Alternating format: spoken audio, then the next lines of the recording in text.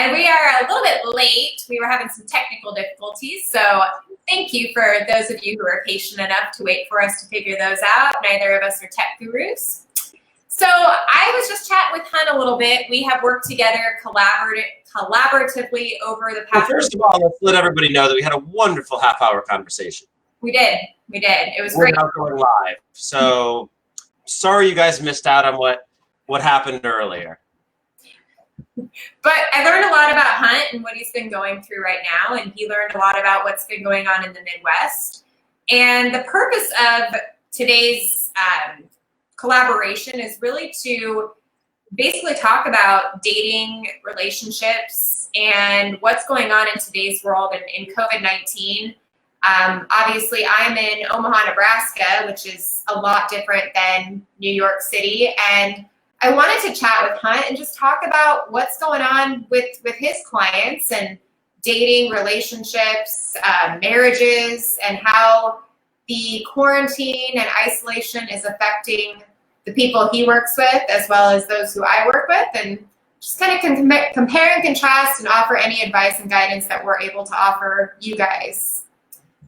So, and if any of you have any questions, you're more than welcome to send them to us, and hopefully if and when we do this again, we can answer some of your questions as well. We'd love that. Absolutely.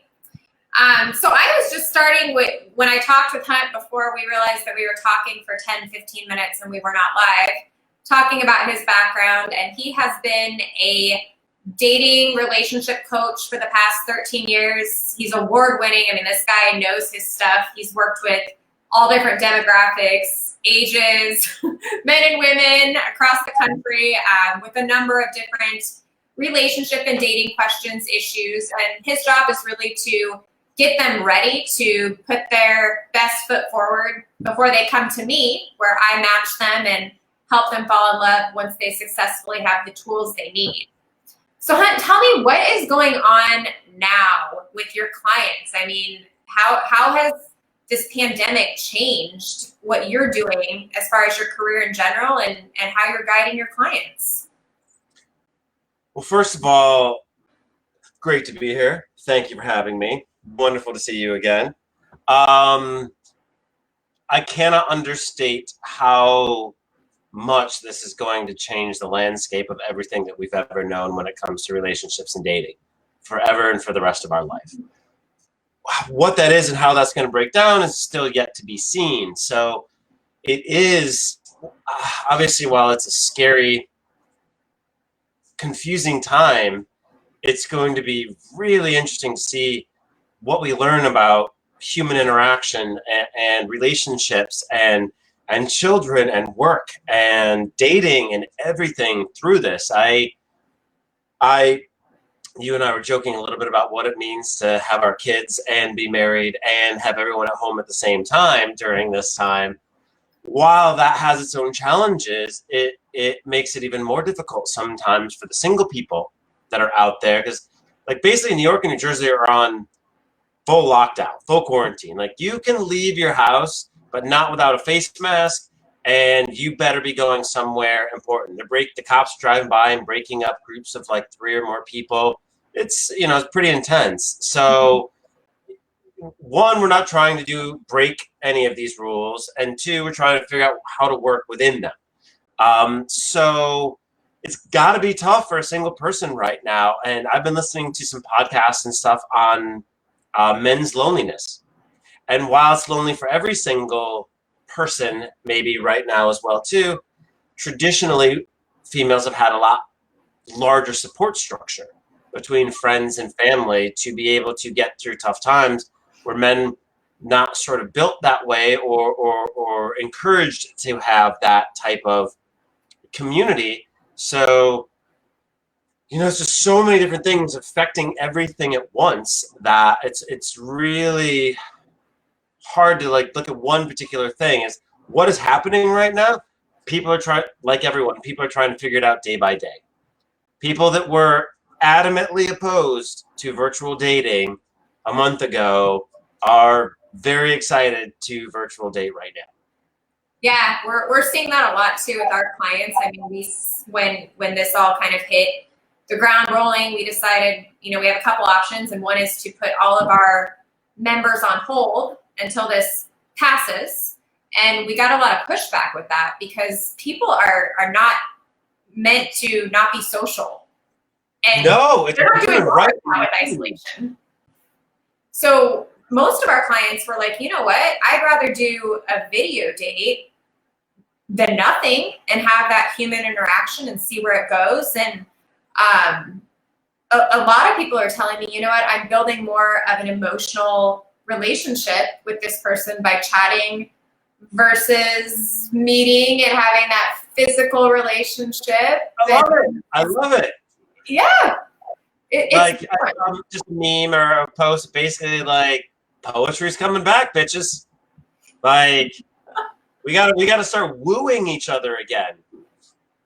Have you ever seen a crisis like this or worked through? I mean, I know 9/11 was probably before your time as a coach and mine as well. I don't know if you've ever talked about this, but I was in the towers that day, so fully aware of everything that day entails. We'll get into that another time. Yeah, we have not talked about that. Even on that, or it was Superstorm Sandy that came through New York City, a while ago. Human nature, and you touched on this as well too. Human nature is to come together. Any tragedy, one of the things I love about New York is that if something happens to all of New York, the bum on the street up to the billionaire, all differences, but the Mets fan and the Yankees fan, all differences are gone. It's part of my French as New Yorker. We're like, fuck you. We're joining together. Let's do this. And that's what's difficult right now is that we aren't able to do that. Not only are we going through at least the most difficult time in the last century,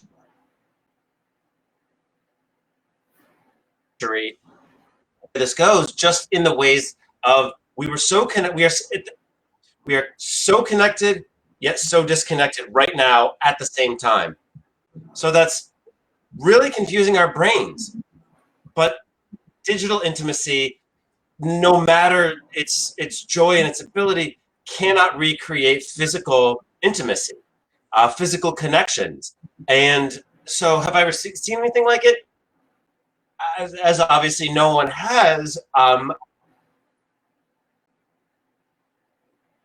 Difficult now because we can't commune with each other.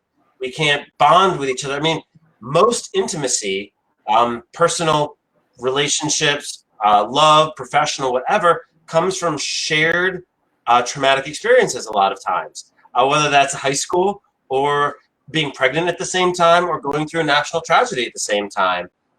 It brings people together. So it's really difficult because all of our relationships are sort of being whittled down to the core. And sometimes I would assume that there are people out there that realizing that maybe more time should have been put on the core than has been. Yeah, I got a phone call a couple days ago from a client, and she and her husband met through Midwest Matchmaking and recently got married, and they also recently moved. Thank you. And she's like, never in a million years would I have imagined we got married, we moved to a different state where we don't know anybody, and now we're quarantined together. And she presented to me like a number of stories and issues that are coming with that. And I'm imagining that you're talking with your clients, your dating relationship clients, and how that's affecting relationships right now. I mean, I've heard the stats, we're going to see a lot of babies being made and a lot of divorces happening, unfortunately. I mean, what are you hearing on your end from people you're working with who are already in relationships? Basically, like all large or traumatic events, this is going to be a crucible. And like kind of the strong are going to come out of it and the weak are going to get crushed. And, I don't like the whole metaphor there because I don't like to talk about anyone getting crushed. We're all getting crushed right now. And just because you're getting crushed doesn't mean you're weak. But I've seen people that have gone on 3 dates decide to quarantine together. There's free quarantine buddies. People are asking if they want to be quarantine buddies. So people are trying to figure out, like, within like 2 or 3 dates sometimes, if this person is worth quarantining with for the next 3 months. So again, there's so much data that's happening right now that I cannot wait to find out about afterwards. But and on the other side of it too, I'm sure that being locked in with people, it just exacerbates all. And as you and I both know well, it can exacerbate a tiny little thing and make it into a large thing if you don't have a good communication structure in place. And I think especially in the New York City area, where for right or wrong, and maybe unfortunately, it's been encouraged for both parents to be working and kids in daycare and stuff right now, and families are trying to work and hold it together, their work, but their families, so people are actually having to make a choice between their relationships and their work right now. And that is horrible, and I hope that some style of change in that work-home balance may come out of this. So, I mean, you have a very valid point. Like, we were talking before we thought we were live, we weren't live, and anyways, about just our own situations. And I was saying, my husband's a police sergeant, so he has to go to work. I'm running a business with hundreds of clients, and I'm trying to do that from home now while homeschooling a 5 and 7-year-old.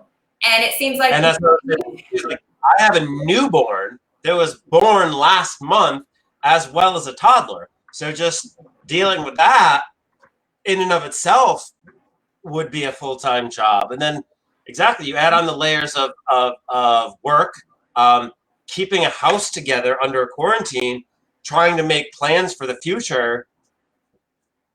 And here's the thing. I like this phrase. I picked it up from my wife. There are no pain Olympics. There's no suffering Olympics. We are all going through the roughest time, most likely that all of us have ever gone through.